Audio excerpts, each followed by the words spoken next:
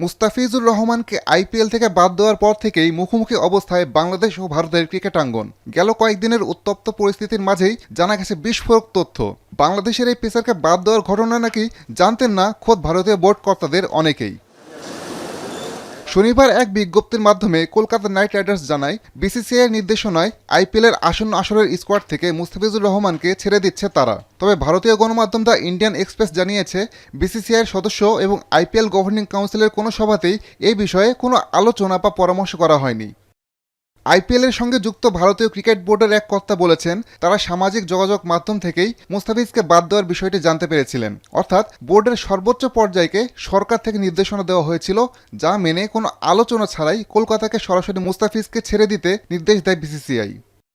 এদিকে আইপিএল খেলতে না পারায় 9,20,00,000 রুপিও পাচ্ছেন না মুস্তাফিজুর রহমান। সাধারণত 3 নিয়মে একজন ক্রিকেটার আইপিএল থেকে অর্থ পেয়ে থাকেন, যার কোনোটি ফিজ ইস্যুর সঙ্গে সম্পর্কযুক্ত নয়। এমনকি বিমার আওতা থেকেও কোনো টাকা পাবেন না এ পেসার।